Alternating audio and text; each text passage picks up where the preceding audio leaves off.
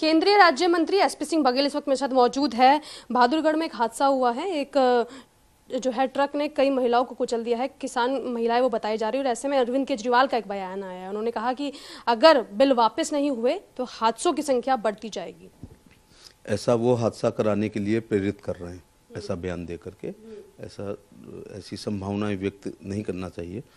मैं इस मामले में भी कहना चाहूँगा कि जो किसानों के बिल हैं, लोकसभा ने राज्यसभा ने बहुमत के साथ उसे पास किया है। गतिरोध केवल एक बात का है, जो किसान नेता ये कहते हैं कि ये पूरी तरह काले कानून है और इनकी वापसी होनी चाहिए।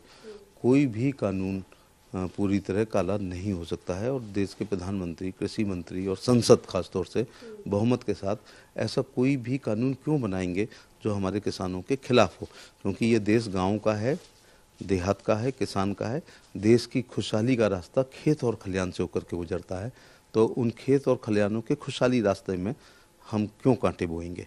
ऐसे में अखिलेश यादव को लेकर क्या कहना चाहेंगे, क्योंकि चुनाव नजदीक है और जिस तरीके से मुख्यमंत्री योगी आदित्यनाथ ने भी लैपटॉप के साथ साथ टैबलेट बांटने की बात की है, इसी तर्ज पे अब आजमगढ़ में वो मेधावी छात्रों को बड़ी संख्या में जो है लैपटॉप बांटने जा रहे हैं। तो क्या लग रहा है, नकल से अकल लेने की कोशिश कर रहे हैं? मेधावी छात्रों का सम्मान होना ही चाहिए, चाहे उनको श्रीफल दें, चाहे उनको शॉल पहनाएं, चाहे दुपट्टा पहनाएं, चाहे उनको प्रमाण पत्र दें, अथवा वो अपनी अग्रिम भविष्य की पढ़ाई अच्छी कर सकें, उसके प्रमोशन के लिए जो भी संसाधन है मेधावी छात्रों को जरूर देना चाहिए। लेकिन आपको लगता है कि अखिलेश यादव सीएम योगी की तर्ज पे काम कर रहे हैं, क्योंकि लगता है कि सत्ता और सियासत का रास्ता कुछ नए तर्क और नए तथ्य सीखने के बाद ही मिलता है? हर पार्टी के अपने रीति नीति सिद्धांत कार्यक्रम होते हैं। पार्टी का एक एजेंडा होता है और एक घोषणा पत्र होता है, और जो मैनिफेस्टो होता है, मेरी अपनी दृष्टि से किसी भी धार्मिक व्यक्ति को अपने धार्मिक ग्रंथों के प्रति जितनी श्रद्धा होनी चाहिए उतना ही राजनीतिक पार्टी को अपने मैनिफेस्टो से प्यार करना चाहिए और उसको लागू करना चाहिए। प्रियंका गांधी वाड्रा को लेकर कोई खासी टिप्पणी करना चाहेंगे? उत्तर प्रदेश में तो जो है एक तरीके से पूरा दमखम से उतरी हुई और इसी बीच एक बयान भी देती है, ट्वीट भी उन्होंने कर दिया। उन्होंने कहा है कि 2 किसान इसलिए मृत्यु उनकी हो जाती है बुंदेलखंड में क्योंकि उन्हें खाद नहीं मिलता, भाजपा के कानों में जूं नहीं रेंगती।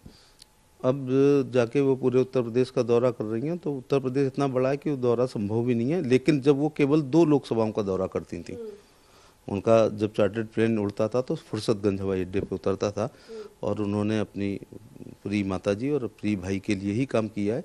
उसमें भी 19 में वो अपने भाई की सीट अमेठी को बचा नहीं पाई। तो इससे अंदाजा लग रहा है कि जब अमेठी ही वो नहीं बचा पाएंगे तो बाकी जगह उनकी कोई संभावना प्रतीत नहीं होती। असदुद्दीन ओवैसी भी बराबर उतर कर आ चुके हैं विपक्ष के नेताओं में सत्ता पक्ष से लड़ाई के लिए, और ऐसे में मुजफ्फरनगर में एक बयान देकर आते हैं कि खून की नदियां भाई कैसे भूल सकते हैं, मुजफ्फरनगर कांड कैसे भूल सकते हैं। एक सियासी के तौर पर तो उतरना पड़ेगा मुसलमानों को, क्योंकि बीजेपी का साथ नहीं देना है।